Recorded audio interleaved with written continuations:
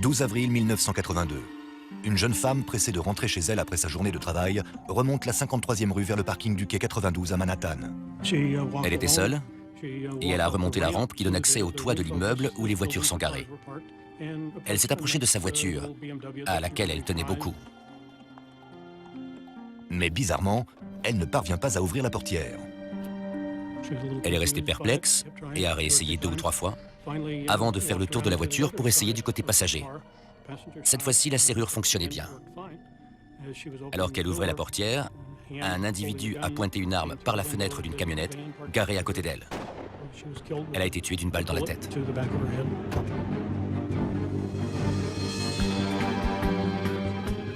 Alors que l'assassin tire le corps de la jeune femme jusqu'à l'arrière d'une camionnette couleur argentée, 3 techniciens des studios de la chaîne télévisée CBS, situés non loin de là, entrent sur le parking.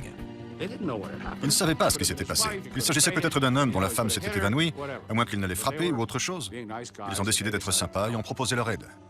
Un peu plus loin, un autre employé de CBS va être témoin de toute la scène. Je marchais quand j'ai remarqué un homme qui tirait quelque chose. Il a ensuite ouvert la portière arrière d'une camionnette. Soudain, 3 autres hommes sont arrivés. Il leur a demandé s'ils avaient vu quelque chose. Il s'est approché de l'un d'entre eux et j'ai cru qu'il avait un pistolet à air comprimé parce que j'ai entendu un bruit sourd. Et l'homme s'est affalé au sol. L'assassin abat froidement les 2 autres hommes. Angelo Stica prie pour que le tireur ne le remarque pas. J'ai essayé de garder la tête baissée et de regagner ma voiture. Le tueur charge le corps de la jeune femme dans la camionnette et Angelo Stica en profite pour s'enfuir. Je me suis tout de suite dirigé vers la rampe de sortie et quand j'ai regardé dans mon rétroviseur, j'ai vu qu'il me suivait. Il s'est arrêté au guichet pour dire aux gardiens que quelqu'un avait descendu plusieurs personnes au dernier étage du parking. J'ai pensé descendre dans le sens d'abattre, assassiner. Mais le gardien du parking comprend mal et pense que 3 personnes sont descendues de voiture et qu'elles ont des problèmes au dernier étage. Il a donc demandé à la sécurité d'aller jeter un coup d'œil à un accident. Mais Angelo Stica n'a pas le temps de donner des explications. Il fonce hors du parking, le tueur à ses trousses. Je me suis dirigé vers le nord, persuadé qu'il allait me suivre, mais non. Il a tourné à droite, vers le centre-ville. Angelo a fait le tour du pâté de maison et il est revenu vers le guichet du parking pour s'assurer que le gardien ait bien compris la situation et pour appeler la police. À l'époque, je venais juste de m'installer de nouveau à New York et j'ai entendu parler des meurtres de CBS. Dans les années 80, le crime fait rage à New York, mais ces assassinats dépassent l'entendement.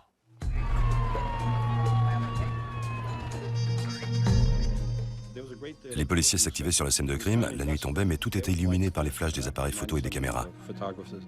Je me tenais de l'autre côté de la jetée et tous les journalistes étaient regroupés en face.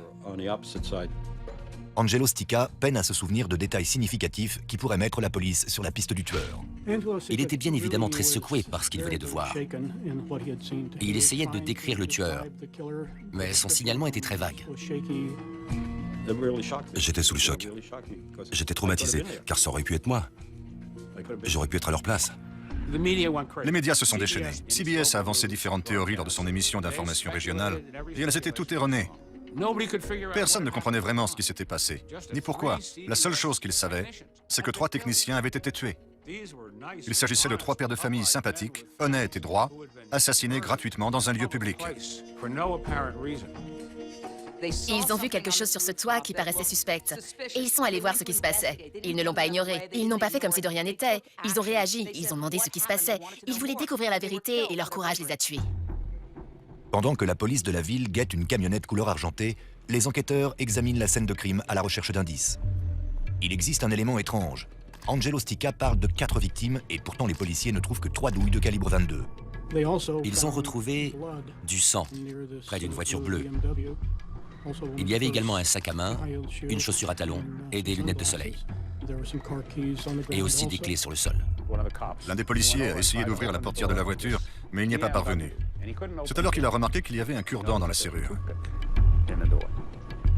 La plaque d'immatriculation ainsi que le permis de conduire dans le sac à main nous ont donné le nom de la propriétaire de la voiture, Margaret Barbera. La police de New York connaît bien cette comptable de 37 ans. 5 mois plus tôt, l'assistante de Margaret, Jenny Sue Shin, disparaît mystérieusement. Depuis, Margaret rend régulièrement visite au service de police pour éviter que l'affaire ne soit close. Margaret Barbera était très proche de Jenny Sue Shin. Elles partaient ensemble en voyage en Europe et Jenny passait parfois la nuit chez Margaret. Évidemment, beaucoup pensaient qu'elles avaient une relation amoureuse. Mais l'ironie du sort veut que ce soit finalement Margaret qui connaisse un destin tragique. Les enquêteurs se rendent à son domicile, dans le Queens. Le concierge leur donne l'autorisation de pénétrer dans son appartement. Personne ne semblait avoir été dans l'appartement depuis plusieurs heures. Margaret était très solitaire. Elle vivait dans un appartement en désordre dans le Queens et elle avait peu de contact avec sa famille. Il lui arrivait souvent de laisser la cafetière allumée. Elle semblait être assez distraite. La nuit est bien entamée et toujours aucun signe de la camionnette ou de la victime présumée. Mais vers 5h30 du matin, la police reçoit un appel alarmant. Un homme qui promenait son chien a découvert le corps d'une femme à Franklin Alley, dans le centre de Manhattan. Et il a appelé la police. Il passait près de plusieurs cartons retournés quand son chien s'est mis à tirer sur la laisse. Et c'est là qu'il a remarqué la jambe d'une femme qui dépassait de dessous un drap. L'enquêteur responsable de l'affaire des meurtres du parking fait immédiatement le lien avec son enquête. Il a demandé au policier sur place si la femme n'avait qu'une seule chaussure. Le policier a répondu que c'était bien le cas, et l'enquêteur lui a dit de ne toucher à rien. Les enquêteurs se sont donc rendus à Franklin Alley pour voir le corps. Comme dans le conte de Cendrillon, ils ont passé la chaussure retrouvée sur le lieu du crime, au pied de la victime, et le résultat était concluant. Le corps retrouvé était bien celui de Margaret Barbera.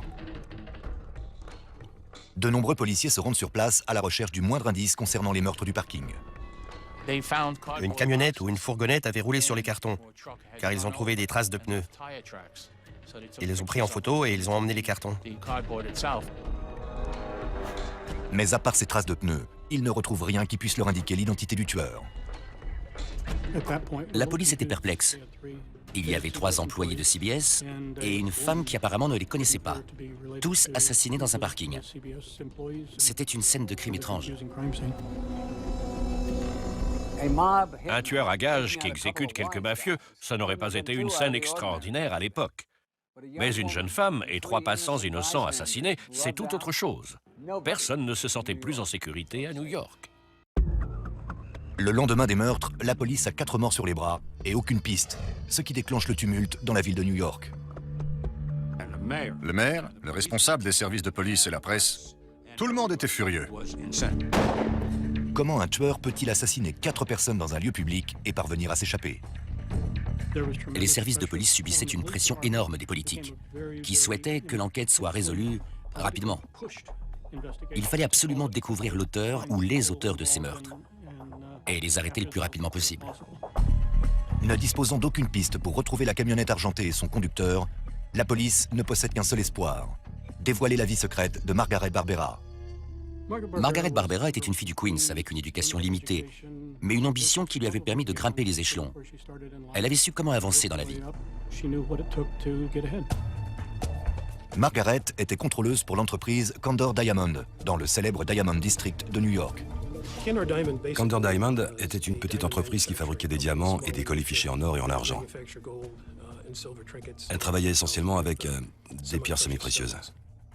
À la tête de l'entreprise, Erwin Margolise et sa femme Madeleine, un couple aisé qui habite l'un des quartiers les plus chics de New York. Ils vivaient dans une maison luxueuse, dans le comté de Westchester, près de Scarsdale. Scarsdale est une petite ville assez prétentieuse. Elle est située près de Riverdale, au nord du Bronx, et abrite des familles aisées. Les gens qui s'installent à Scarsdale veulent affirmer un certain niveau social. C'est une adresse prestigieuse, et ses habitants ne sont pas n'importe qui. Ils vivaient confortablement, mais n'étaient jamais satisfaits. Mais ce n'est qu'après l'arrivée de Margaret dans l'entreprise que la fortune des Margolise est devenue colossale. 2 ans après l'embauche de Margaret, la famille Margolise est passée d'aisée à outrageusement riche. Ils ont acheté une maison luxueuse, un appartement, un yacht, 3 voitures de sport, et sont devenus membres d'un yacht club. Heureusement pour Margaret, Erwin semble partager sa fortune. C'était l'employé de confiance de l'entreprise, après sa propre épouse. Et il la récompensait très bien. Il lui a acheté une belle voiture.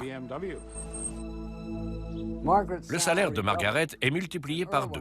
Et elle et son assistante, Jenny Suchin, peuvent définir elles-mêmes leurs horaires de travail. Il paye aussi à Margaret et Jenny 2 séjours de vacances en Europe. Tout cela semble trop beau pour être vrai. Alors que les enquêteurs continuent de fouiller les antécédents des victimes, ils obtiennent enfin une piste concernant la camionnette du tueur. Nous avons eu l'idée de retourner au parking pour jeter un coup d'œil aux enregistrements archivés. C'était un parking de longue durée. Les véhicules qui souhaitaient s'y garer devaient demander préalablement une autorisation de stationnement longue durée. Les enquêteurs se penchent sur les archives de toutes les camionnettes possédant cette autorisation. L'une des camionnettes avait une autorisation de stationnement mensuelle plutôt récente. Et il y a quelque chose qui cloche dans le dossier. J'ai examiné la demande d'autorisation et j'ai remarqué qu'une plaque d'immatriculation avait été barrée. Une autre plaque d'immatriculation avait été ajoutée au dossier. Mais l'ancien numéro correspondait à un certain Donald Nash. La police fouille les antécédents de cet individu et il s'avère qu'il a un passé criminel assez chargé. Il s'agissait surtout de délits mineurs, rien de très grave. C'était un opportuniste. Les enquêteurs ont découvert qu'il avait déjà été arrêté pour falsification. Il avait créé un faux taxi à Manhattan en falsifiant une plaque d'immatriculation et une licence de taxi. La police a bien peur qu'il soit passé cette fois-ci à un crime beaucoup plus violent. Les archives du garage laissent à penser qu'il suivait sa victime depuis plusieurs mois. Il était là uniquement lorsqu'elle arrivait ou qu'elle partait. Les enquêteurs vérifient le numéro des plaques d'immatriculation. Des policiers travaillant sur une affaire de crime mafieux ont eux aussi remarqué plusieurs fois la présence d'une camionnette dans le quartier de Margaret. Cette plaque d'immatriculation avait été repérée à un pâté de maison de la résidence de Margaret Barbera, dans le Queens. Il l'avait espionnée dans le but d'identifier ses habitudes et ses activités quotidiennes. Les enquêteurs ne trouvent aucun signe d'une relation personnelle entre Margaret Barbera et Donald Nash. Mais le cours de l'enquête est sur le point de changer radicalement suite à un appel téléphonique du FBI. Les agents du FBI expliquent aux policiers que Margaret était un témoin clé dans une enquête fédérale pour escroquerie. La cible, la société Condor Diamond. Il s'agissait d'un délit financier. On ne commet pas de meurtre pour un délit financier.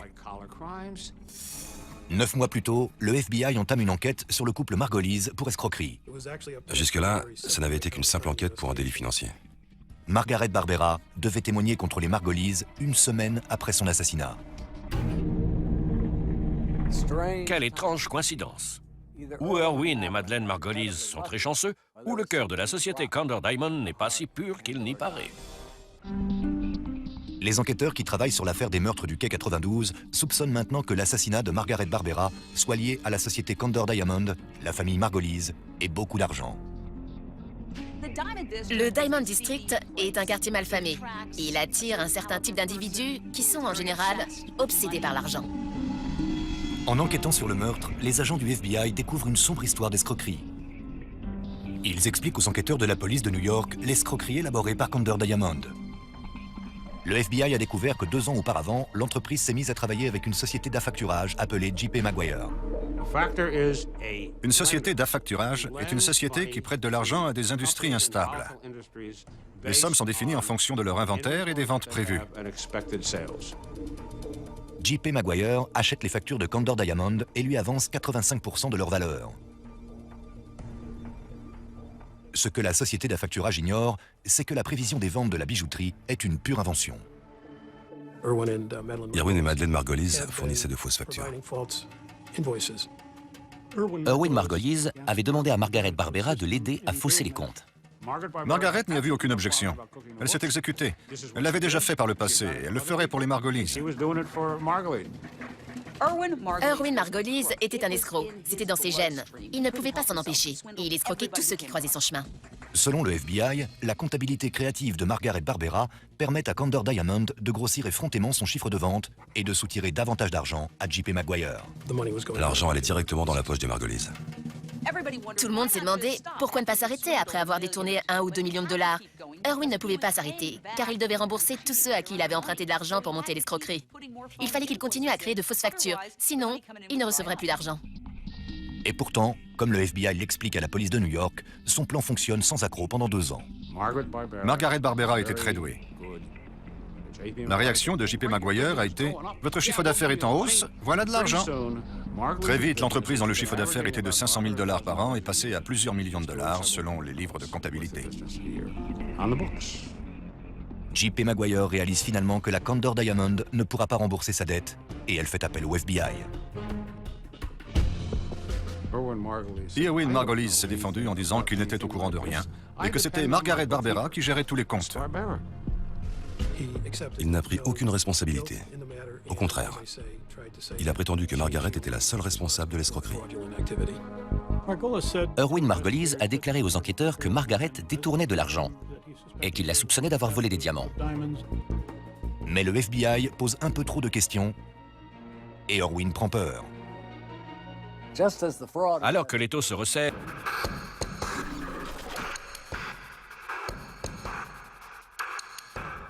Irwin et Madeleine s'en vont en Israël, puis en Suisse.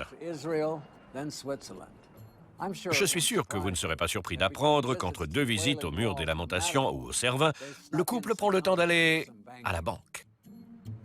Pendant l'absence des Margolyes, le FBI rend visite à Margaret Barbera. Je l'ai prévenue de la raison de ma visite et de mes intentions. Elle a tout de suite demandé l'autorisation de contacter un avocat, ce qui lui a été accordé. Nous avons décidé d'une date assez proche pour qu'elle vienne nous expliquer son rôle dans cette escroquerie. Margaret est prête à tout avouer.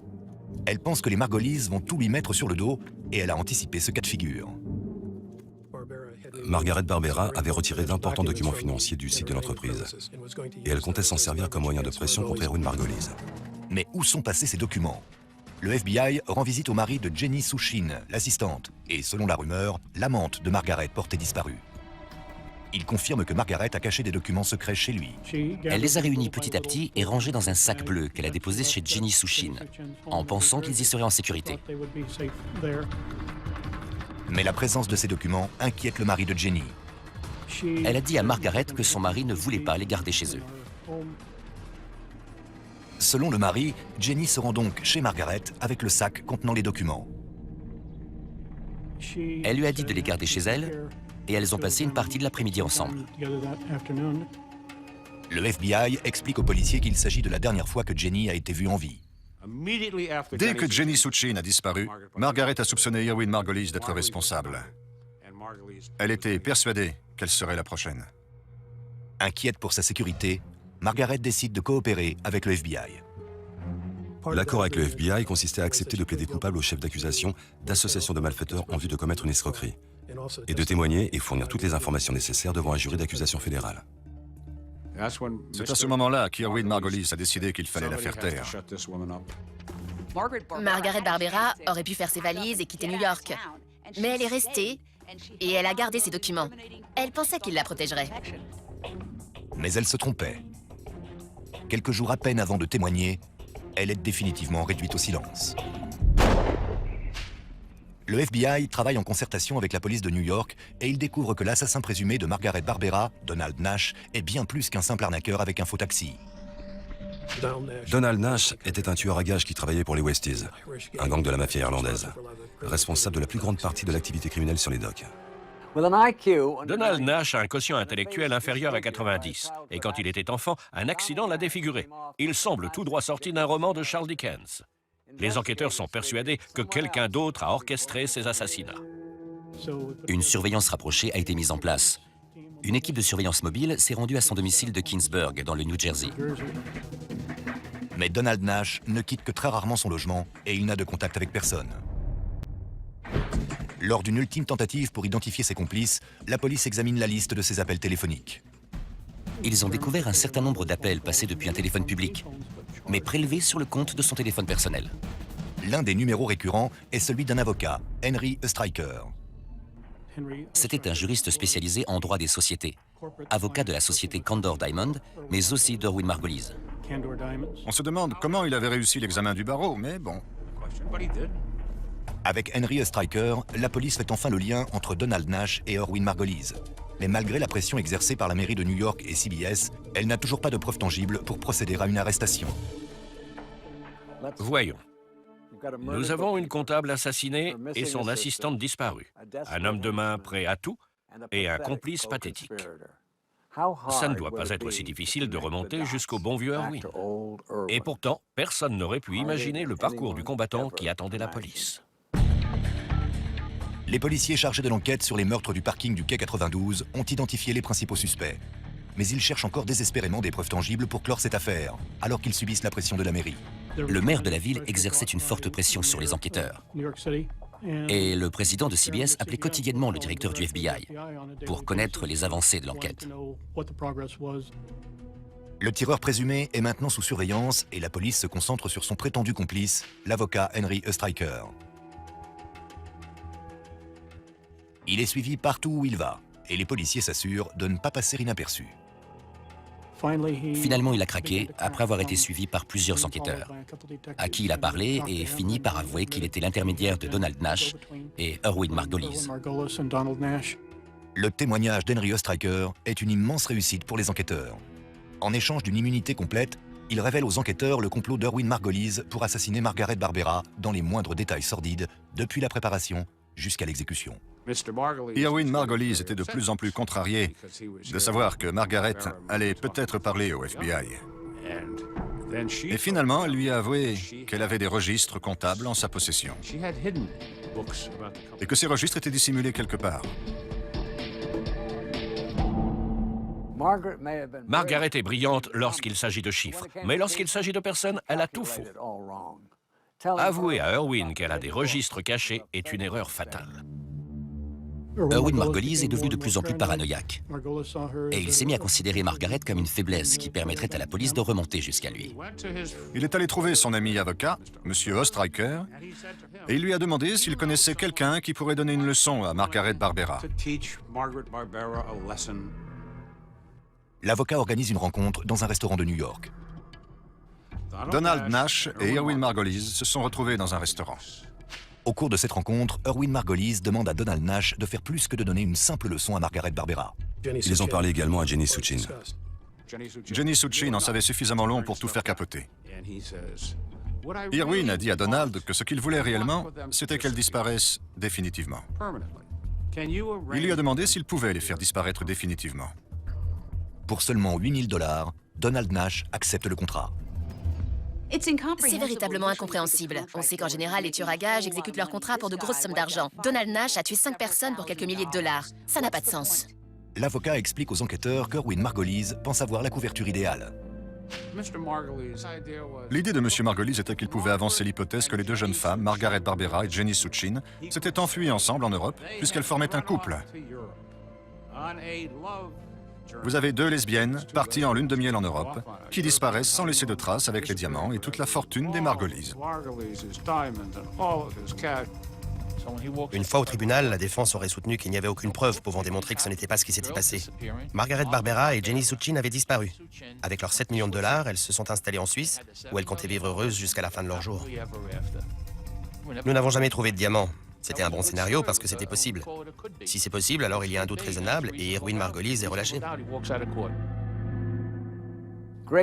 C'est un plan parfait en théorie, car lorsque le tueur à gages ne parvient pas à surprendre les deux femmes ensemble, il décide d'improviser. Mais commettre un meurtre en toute impunité et improviser ne font pas bon ménage.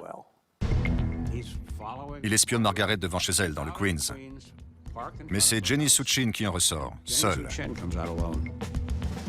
Selon le témoignage d'Henry Oestreicher, il s'agit de la même nuit où Jenny rend les documents compromettants à Margaret.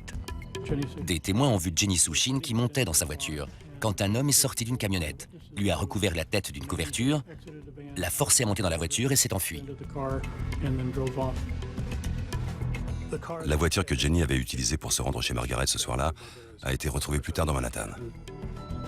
La police avait examiné la voiture et retrouvé une douille de calibre 22, des cheveux et du sang appartenant à Jenny Suchin. Mais le tueur à gages n'a accompli que la moitié de son contrat. Il ne restait plus qu'une semaine avant l'audience de Margaret Barbera devant un jury d'accusation.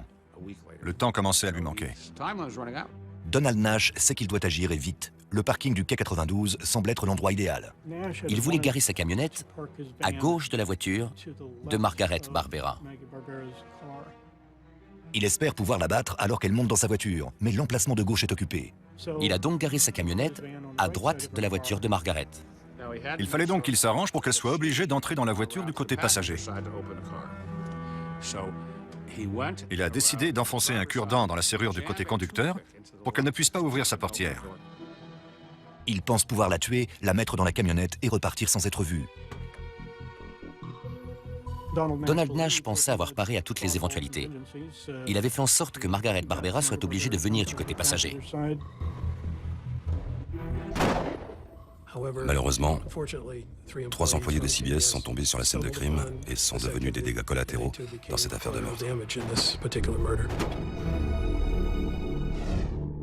Alors que les enquêteurs continuent de réunir des preuves contre Donald Nash, l'arrestation d'Henry Ostriker sonne l'alarme et le tueur à gages fait ses valises. L'équipe qui surveillait le domicile de Donald Nash a remarqué une voiture orange, de marque étrangère, qui s'est garée devant chez lui. Un jeune homme qui s'est avéré plus tard être son neveu, Thomas Dane, en est sorti. Donald Nash est ensuite monté dans la voiture et ils sont partis. Lui et son neveu ont acheté des matériels de camping. Ensuite, ils se sont dirigés vers l'aéroport de Newark et se sont garés dans le parking de longue durée. Quelques instants plus tard, Donald Nash ressort du parking avec ce qui ressemble à la camionnette argentée impliquée dans les meurtres du quai 92. Il était évident qu'elle avait été repeinte récemment. Il y avait des marques sur les côtés où la peinture avait légèrement coulé. Les agents fédéraux sont prêts à procéder à l'arrestation, mais ils veulent savoir ce que compte faire Donald Nash. Nous pensions que s'il allait rencontrer quelqu'un, il y avait de grandes chances pour que ce soit le commanditaire des meurtres. Les agents patientent et continuent leur surveillance. Il s'est dirigé vers l'ouest, a pris l'autoroute à péage et s'est rendu en Pennsylvanie.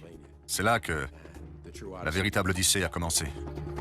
Notre supérieur, Ken Walton, s'est adressé à nous par radio et il a dit « Messieurs, ne le perdez surtout pas. Si vous le perdez, ce n'est pas la peine de revenir travailler. Vous aurez perdu votre emploi. » L'équipe de surveillance du FBI suit Donald Nash à la trace pendant 3 jours. Il a passé une nuit supplémentaire sur la route, dans un motel en Virginie-Occidentale. C'est à ce moment-là que nous avons pu envoyer un agent qui a vérifié directement le numéro d'immatriculation placé sous le véhicule.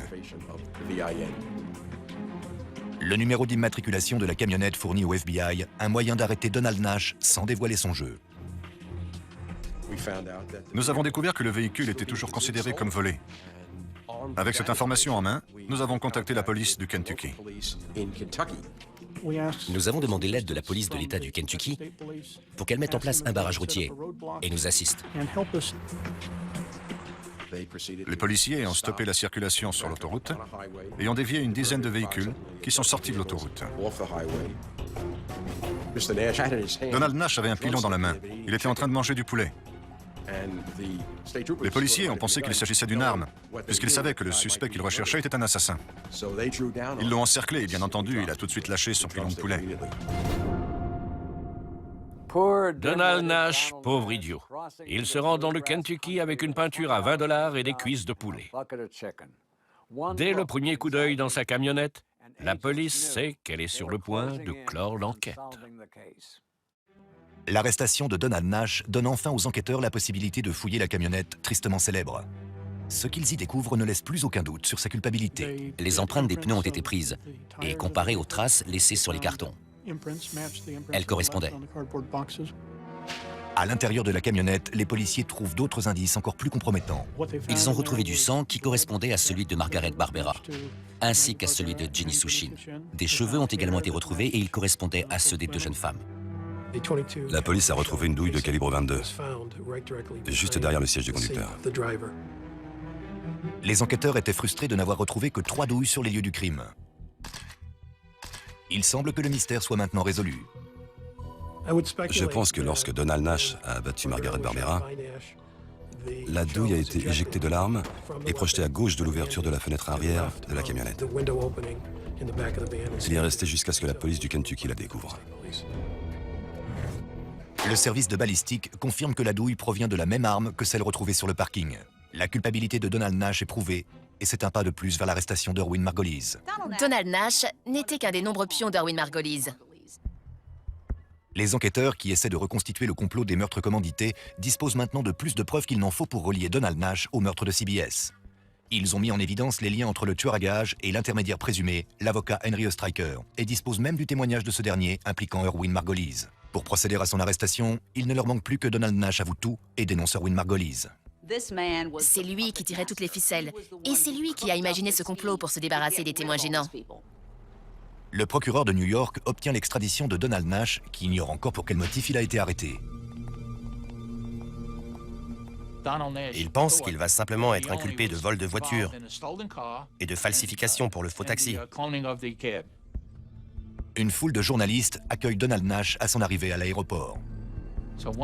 L'un des journalistes lui a demandé ce qu'il pensait des examens balistiques qui avaient révélé que les douilles correspondaient. Après cette question, il savait pourquoi il avait été arrêté. Son visage reflétait maintenant une grande tristesse. Il avait presque les larmes aux yeux. Il a regardé par le hublot et n'a plus rien dit de tout le voyage. Rien de tel qu'un tueur à gages larmoyant pour vous fendre le cœur. Mais si les enquêteurs pensent qu'il va leur faire ses aveux avec des sanglots dans la voix, ils risquent d'être déçus. Donald Nash est un homme au cœur de pierre. Il ne coopérerait jamais avec le gouvernement. Donald Nash a déclaré qu'il n'avait absolument rien à dire. Et la raison pour laquelle il n'avait rien à avouer, c'est qu'à travers l'avocat de M. Margolise, Henry Oestreicher, il avait trouvé un arrangement avec son employeur. La femme de Donald Nash, sa fille et son petit-fils ne manqueraient jamais de rien financièrement. Et il n'a jamais rien dit à personne.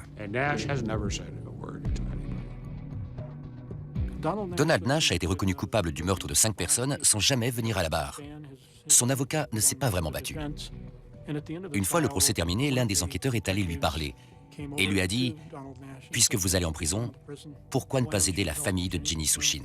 Dites-nous où vous vous êtes débarrassé du corps. Permettez-leur de faire leur deuil. » Il a répondu « Vous ne parlez pas à la bonne personne. » Il ne fait aucun doute que c'est Erwin Margolise qui achète le silence de Donald Nash. Mais au bout du compte, c'est la propre arrogance du bijoutier qui le mènera à sa ruine. Pendant que les procureurs de l'État de New York préparent le procès pour meurtre d'Erwin Margolise, les agents fédéraux entament leur procès pour escroquerie.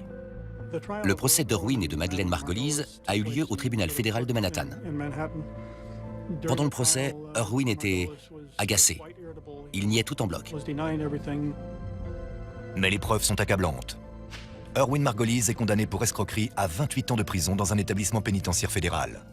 Madeleine, sa femme, n'écope que de 3 ans d'emprisonnement. Madame Margolise n'a pas apprécié la prison. Elle pensait qu'elle valait mieux que ça. Elle passait son temps à se plaindre et à supplier son mari d'améliorer son confort. Il lui a déniché une petite table pour qu'elle puisse manger séparément. Il a trouvé divers arrangements. Il a obtenu l'accès au téléphone pour lui et pour Madeleine aussi. Il lui a trouvé un garde du corps qui la protégeait depuis l'intérieur de la prison. Il pensait qu'une fois dehors, elle pourrait gérer leur fortune, car l'argent n'avait jamais été découvert.